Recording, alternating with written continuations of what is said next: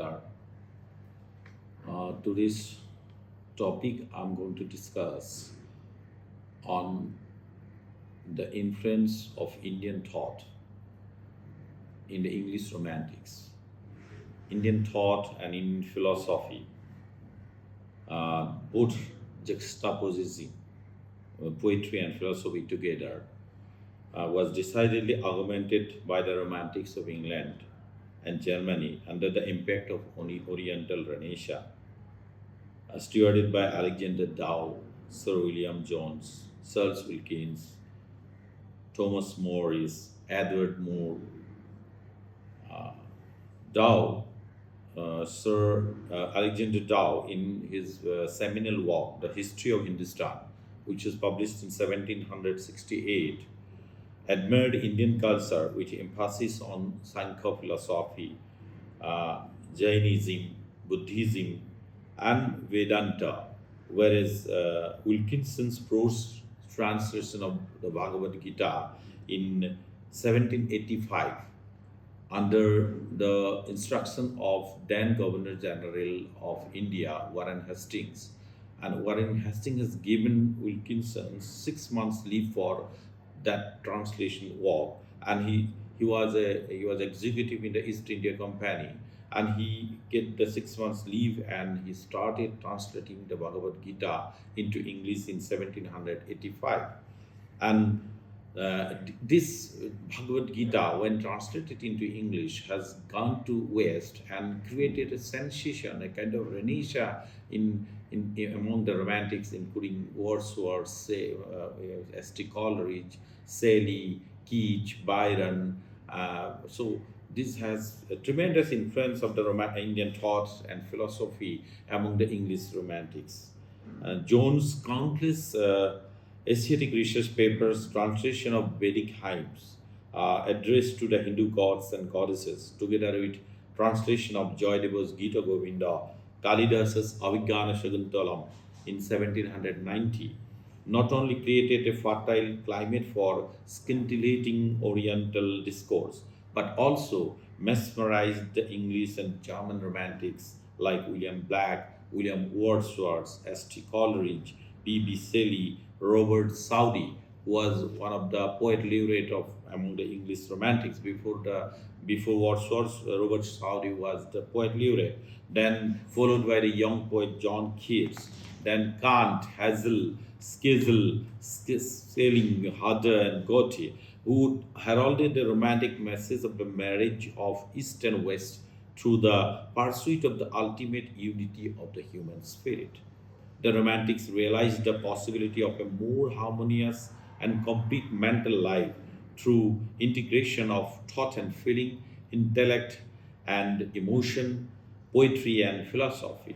So, in the light of the discussion, what I have given right now, my subject will endeavors to show how poetry and philosophy and how Indian thought has a tremendous influence on Coleridge, on Keats, and other English Romantic poets, including the 20th century sensational poet T.S. Eliot, who has changed the trend of English poetry. So, all these poets have a tremendous influence by the Indian thought, and how this poet's meditative mind evinces absorbing interest in Indian mythology, philosophy, and religion. So, for example, Samuel Taylor Coleridge was by birth gifted with a meditative mind, and with his friends Wordsworth. We know both William Wordsworth and Coleridge are very good friends, and they both have together collected the ballads or the song sung by the people of England in the rural life, and it has been collected by them and edited and published the lyrical ballads in 1798. So Coleridge, who started, who shared the thought that poetry is a meditation in silence, quote unquote, and he also says that poetry is intuitive perception.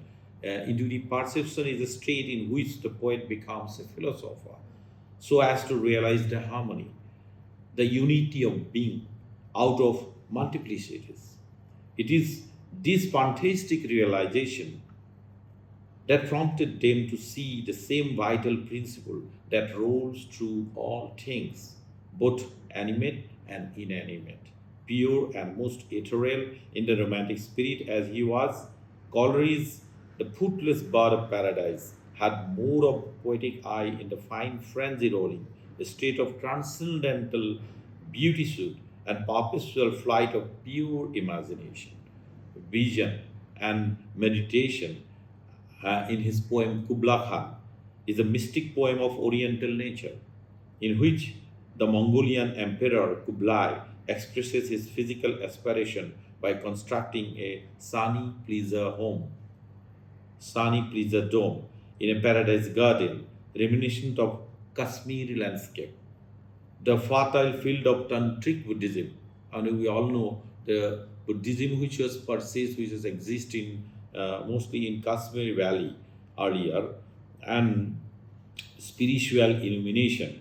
He aspires to be an ascetic, strongly reminiscent of Shiva, and the moment symbolizes Kailasa, the place of meditation of Shiva, whereas the Abyssinian mind can be identified with Saravati, a mountain stream, India's oldest sacred river of poetry and learning so popular to the mythology of Kashmir and the imagination of the Kashmiris. John Drew, another critic and writer who has in 1987 in his book Romantic Imagination in the page number 197 cogently argues that while writing Kubla Khan, Coleridge was fairly acquainted with Sir William Jones' Asiatic researchers, particularly his essay on Tantras and his hymns to Lakshmi, hymns to Ganga, hymns to Saraswati. These are the hymns he has written, William Jones, and Jones' translation has influenced this romantics, the goddess of speech, invention, and imagination. So there is also a fair possibility that besides associating with Abyssinian mind of Kubla Khan with Saraswati, Coleridge also derived inspiration from the Indian goddess for his theory of creative imagination in Biographia Literaria, wherein he emphasized creative imagination and originality, which is called also pragya, as a living power that tends to idealize unity and recreate after dissolving, diffusing, and dissipating.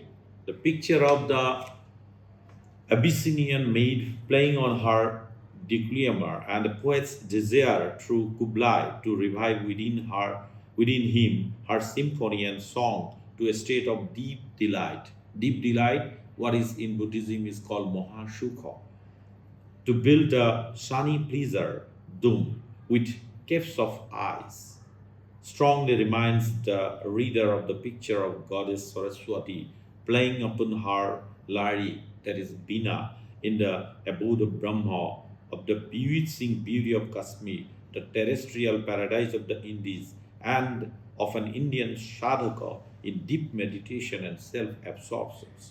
There is a strong and perpetual desire by Coleridge for an ideal world for transcendental bliss, the unseen behind the visible things, which can be realized in a meditative state through, through the blessings of imagination. Poetry is metamorphosed into mystic experience, whereas a poet is transformed into a philosopher. Here one is reminded of what Shakespeare says in the mouth of Theseus in a Midsummer Night's Dream.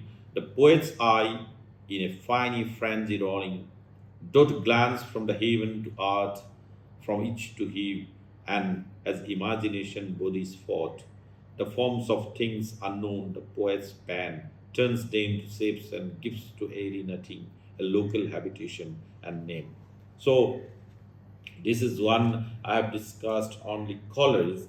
Even Wordsworth, his imagination, who says that poetry is the imagination, a powerful feelings, thoughts, and it is the soul of the poetry, precisely because it enables the poets to exercise their creative impulse without any constraint.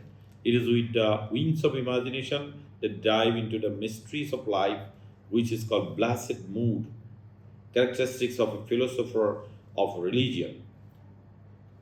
Uh, so, not only Coleridge, but also the later poets John Keats, uh, then P.B. Shelley. In their writings also, there are certain similarities, certain thoughts which we have found in poets in poems like Keats. So Keats begins addressing his poem "Ode on a Grecian Urn." In the urn, he is addressing the unravished bride of quietness, Sylvan historian. His his influence. Then again, he says about the concept of beauty. He says in a line in Ode on a Grecian Urn, "Beauty is truth, truth is beauty." That encapsulates Keats' belief in the profound connection between aesthetic and existential truths. The urn as a work of art between embodies timeless beauty and preserves moments of human experience, offering an eternal truth through its unsensing depiction. This interplay reflects a central romantic ideal that art reveals universal truths through its capacity to evoke beauty and emotion, and that can be correlated with, and perhaps Keats also has read Gita. Keats also has read Indian translated works of Indian thoughts, and perhaps this is the reflection. Truth is beauty, beauty is truth, is the Satyam Shivam Sundaram, which is the essence, one of the essence of Indian philosophy. Satyam Shivam Sundaram. So this is what I say is a direct reflection of Indian thought, Indian knowledge, Indian Jnana Parampara influence English romantics also. And this is not on. This is not that I have said. This is said John Drew. I mentioned already. I referred already to John Drew, a great writer, in his book India and the Romantic Imagination.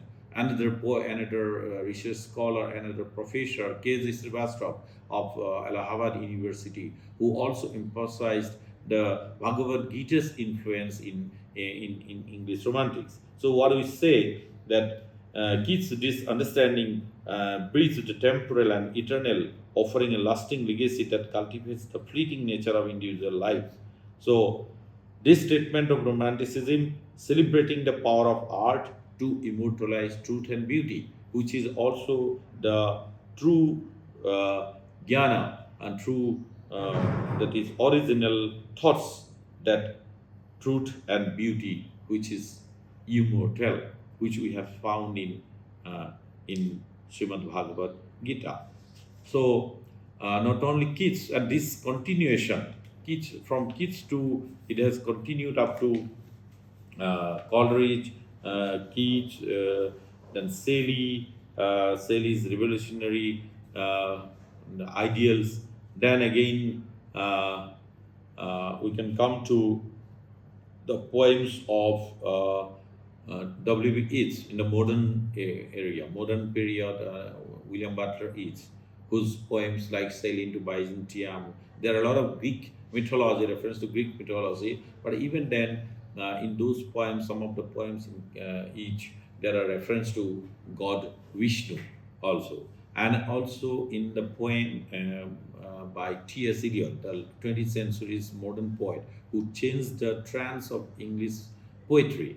T.S. Eliot's The West End, which there is a reference of Datta, Devvam, Damitam, Om Shanti, Shanti, Santi. So this shows that continuation of Indian thoughts influence, or influence of Indian thoughts among the romantics, not only the romantics, but also the later poets of the country, means the West. So West has influenced by our thoughts. Even the American transcendentalists For example, immersion, for example, Toru, and in a lot of points. So I have to require some more periods to discuss these things in detail, because how American transcendentalism has an influence of Indian thought, Indian knowledge, Indian Jnana Parampara. And again, if we are discussing on the modern poets, modern thinkers, there are a lot of references of Indian thoughts. So, from the discussion, we have come to the conclusion that most of the romantics have influenced Indian thought, and especially Coleridge, who emphasized on finite mind and infinite I am, strongly reminds us of the Upanishadic thought that does not distinguish the soul, which is called Atman, from the super soul, Paramatman. And there is a fair possibility that Coleridge, like Black and Wordsworth, was influenced by the Indian thought of monistic unity and art of meditation after having read Wilkinson's translation of the Gita. And the argument can be substantiated from his philosophical lectures delivered on 4th of January 1819 at the Crown and Anchor stand, in which he alludes to the vision of cosmic form of Lord Vishnu or Krishna, as detailed in chapter 11 of the Gita, entitled Vishwarupa Darshana Yoga. Vishwarupa Darshana Yoga. Arjuna's ardent desire to see the cosmic form of the Lord, and the latter's declaration that he is eternity, the first and the final cause, being and non being all in one, embracing all and going beyond all, exerted profound influence on all the senior romantics, with special reference to Coleridge. This is evident from his poetic play Osorio, 1797. He has written this poem wherein Coleridge holds Lord Vishnu in a high esteem and visualizes Narayana's mystic pose, Yoga Nidra, floating on the snake in the boundless solitude of the ocean. Be it poetry or drama or philosophical lectures, Coleridge proves himself to be a mystic and a man of meditation, and his Kubla Khan, for example, and for that matter, the Moorish woman Al Hadra in Osorio reminds us of the Hindu mystic philosopher's desire for harmony, peace, and tranquility out of chaos. I quote here: the float forever with a careless course, and to think myself the only being alive. So, at the same time, philosophical mind of Coleridge is absorbed with the Hindu thought of Kalpa, during which Narayana remains asleep and wakes us at last for a new creation. This idea was borrowed by Coleridge directly from Thomas More's History of Hindustan, published in 1793, in which the picture of Vishnu reposing in mystic sleep for 1,000 ages is graphically given, and Coleridge is exactly pointing to the same pose in his dramatic fragment, The Triumph of Loyalty, in 1880. His heroes, oh, there is joy above the name of pleasure, deep self possession, and intense repose. No other than as eastern sages feign, the god who floats upon a lotus leaf, dreams for 1,000 age, then awaking, creates a world, then loathing the dull task, relapses into blessedness. Significantly, in another letter to Kelvil on 14th October 1797, the image of Vishnu is used by Coleridge as a metaphor for his own meditative state. I quote, my mind feels as if it act to behold an unknown something great, something one and indivisible, and it is the fate of this that rocks or waterfalls, mountains of caverns give me the sense of sublimity of majesty. It is but seldom that I raise and I spiritualize my intellect to this height, and at other times I adopt the Brahman creed and say It is better to sit than to stand. It is better to lie than to sit. It is better to sleep than to wake. But death is the best of all. I should much wish, like the India Vishnu, to float along an infinite ocean cradled in the flower of lotus and awake once in a million years for a few minutes, just to know that I was going to sleep for a million years more. This is also quoted in John Drew's in his book. So Coleridge desires to spiritualize intellect, to sleep like the Indian Vishnu, and his interest in Brahman creed all point to the fundamental Vedantic message. Apprehensions of the cosmic form of the supreme and the metamorphosis of the poet into a philosopher and a poetry and into an act of meditation. And this, I already said, these things are followed after followed after all the later romantics like John Keats, whose poems are yet to be need to be discussed in the light of Buddhism, in the light of Indian philosophy again, and then W.B. Yeats, T.S. Eliot, and the American transcendentalist like Toru Emerson. So this is the nutshell of my lectures that Indian thought how influenced the English Romantics especially. Thank you very much.